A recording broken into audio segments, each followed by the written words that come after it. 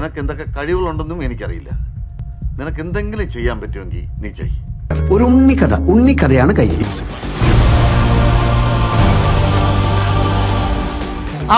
അവൻ ചില്ലറക്കാരനല്ല മുതലാളി. സ്റ്റീഫൻ നമ്മൾ ഉദ്ദേശിച്ച ആളല്ല സാർ. ഇത് വെറുതെ തോക്കും കൊണ്ട് കയ്യിലെടുത്തിട്ട്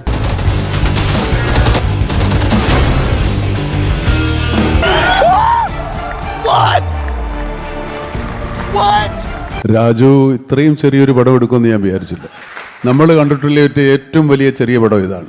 എന്റെ മാതാവേ, ഞങ്ങൾ എന്തൊക്കെയാണ് ഈ കാണുന്നത്? എന്ത് ബുദ്ധിയാണോ നിനക്ക്? നീ മലയാള സിനിമയെ വേറെ തലത്തിലെത്തിക്കും. അപ്പോൾ രാജു എപ്പോഴും പറയാറുള്ളത് പോലെ ഇതൊരു ചെറിയ പടമാണ്.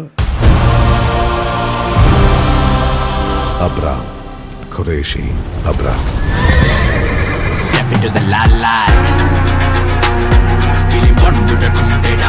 ഇതാണ് ചെറിയ പടം. അപ്പൊ ചെറിയ പടത്തിന് എന്തിനു പറയും? ഇത് എല്ലാത്തിനെയും കടത്തി വെട്ടി കളഞ്ഞു. ക്ലൈമറ്റ് നമ്മളെ ഹെൽപ്പ് ചെയ്തില്ലെങ്കിൽ ഒരുപാട് ദിവസം ഞങ്ങൾ വെറുതെ ഇരിക്കേണ്ടി വന്നു. It's in Gujarat. നമ്മുടെ പക്ഷേ യൂണിറ്റ് ചെറുതായിരുന്നു. കാര്യം പ്രതി അങ്ങനെയാണ് ഷൂട്ട് ചെയ്തത്. 400 പേരൊക്കെ ഉണ്ടാവുള്ളൂ. എനിക്കെന്തോ വല്ലാത്ത പ്രതീക്ഷ തോന്നുന്നു. നിനക്ക് മാസാണ് വേണ്ടത്. This deal is with the devil.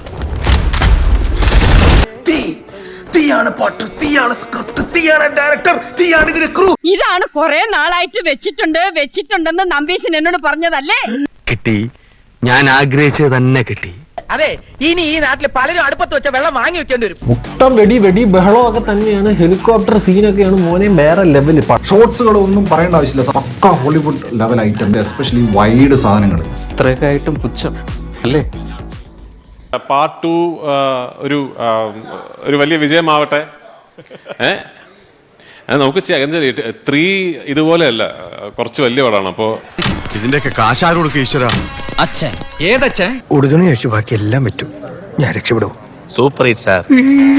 Bus Ek Ishara ഭായിജാൻ, bus ഏക് ഇന്റസാർ ആയേഗാ. ഞാൻ എപ്പോഴും നോട്ട് ചെയ്തിട്ടുണ്ട്, രാജുവിന്റെ സെലക്ഷൻസ് ഒക്കെ സൂപ്പറാണ്. Something rare. അതായി കാണും. ഇവൻ ആള് ജഗജാല കില്ലാടിയല്ലേ, അതുകൊണ്ടല്ലേ എല്ലാം ഞാൻ ഇവനെ തന്നെ ഏൽപ്പിച്ചത്.